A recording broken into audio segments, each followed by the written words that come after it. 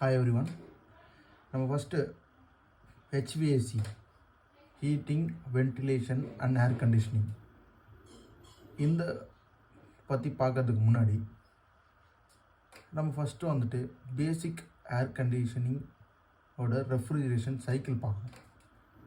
அந்த சைக்கிளுக்கும் பார்க்கறதுக்கு முன்னாடி நான் உங்களுக்கு ஒரு சின்ன ஒரு எக்ஸாம்பிள் கொண்டு வந்திருக்கேன். அந்த எக்ஸாம்பிள் மூலமாக உங்களால் ஈஸியாக வந்துட்டு HVACயோட சிஸ்டமை அண்டர்ஸ்டாண்ட் பண்ண முடியும்னு நான் நினைக்கிறேன். சரிங்களா?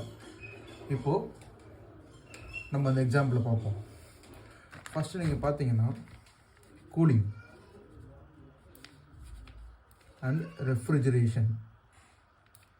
கூலிங்னா என்னது, ரெஃப்ரிஜரேஷன்னா என்னது? இப்போ நம்மக்கிட்ட ஒரு கிளாஸ் இருக்குன்னு வச்சுக்கோங்க. சரிங்களா? ஒரு சின்ன கிளாஸ் எடுத்துக்கிறேன். இல்லை, சின்னதாக எடுத்துக்கலாம். ஓகே, இப்போது இதில் நான் ஒரு லிக்விட் ஊற்றுறேன், தண்ணி, வாட்டர், H2.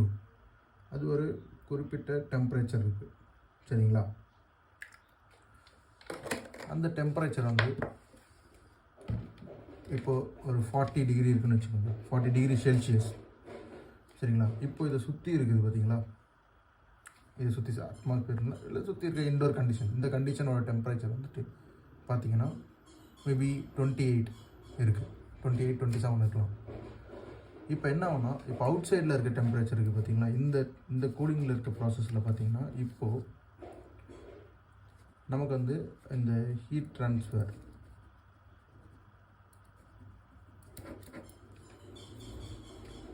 இப்போது இந்த கிளாஸில் இருக்கிறது வந்துட்டு 40 டிகிரி செல்சியஸில் இருக்குது.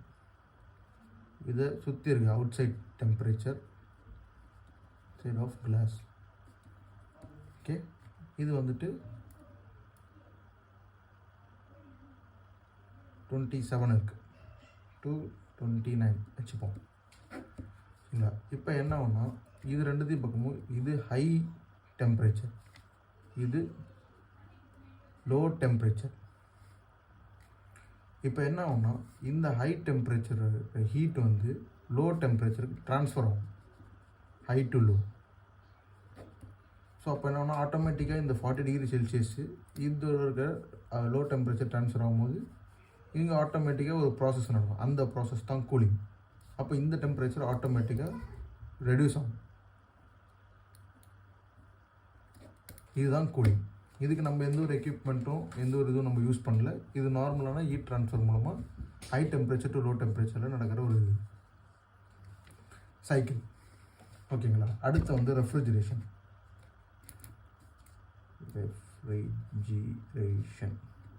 ஓகே, இப்போ ரெஃப்ரிஜரேஷனில் பார்த்துக்கிட்டோன்னா இந்த வாட்டர் இருக்குது. சரிங்களா? இப்போ இந்த வாட்டர் வந்துட்டு ஒரு 20 இல்லை மேபி 30 டிகிரி வாட்டர். இந்த எக்ஸாம்பிளுக்கு நான் சொல்கிறேன், மேபி ஒரு 36 இருக்குன்னு வச்சுக்கோங்க. சரிங்களா? இப்போ அவுட் சைட் டெம்பரேச்சர், இப்போது இந்த இதை சுற்றி இருக்கிற டெம்பரேச்சர் வந்து ஒரு 30 இருக்குன்னு வச்சுக்கோங்க. இப்போ என்னென்னா, இது ஹை டெம்பரேச்சரில் இருக்குது, சேம் கேஸ் தான். இப்போ இது லோ டெம்பரேச்சரில் இருக்குது. ஆனால் நம்ம ஹியூமன்ஸாக ஒரு கம்ஃபர்ட்டாக இருக்கணும் அப்படின்னு நம்ம பார்த்தோம்னா நமக்கு 23 டிகிரி செல்சியஸ் நமக்கு வேணும். சரிங்களா? இதுதான் கம்ஃபர்ட்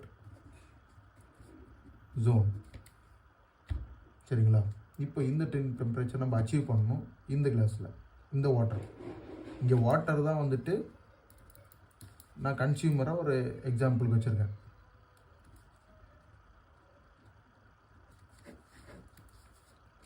சரிங்களா? இப்போ நமக்கு இந்த 23 டிகிரி இல்லை எதுக்கும் கம்மியாக நம்ம அச்சீவ் பண்ணணும். அப்போ என்ன பண்ணணும்னா, இந்த 36 டிகிரி செல்சியஸில் இருக்க வாட்டரை நம்ம இந்த ரூம் டெம்பரேச்சரையும் காட்டி நமக்கு ரொம்ப கம்மியான டெம்பரேச்சருக்கு கொண்டு வரணும். அதுக்கு நம்ம யூஸ் பண்ணுற சைக்கிளோட பேர் தான் ரெஃப்ரிஜரேஷன் சைக்கிள். அந்த refrigeration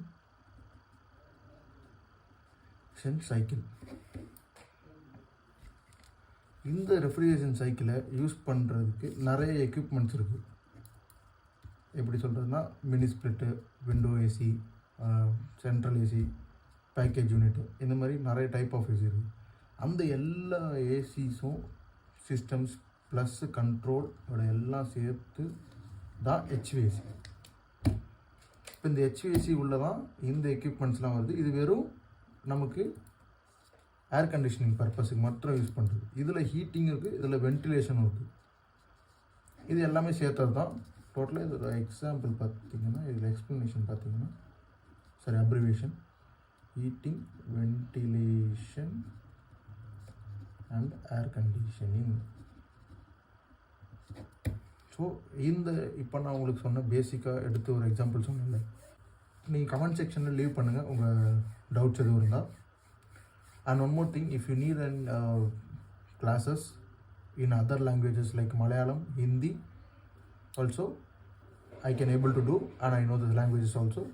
So please, if you need from me, you just put in the comments. Please subscribe, like and share video.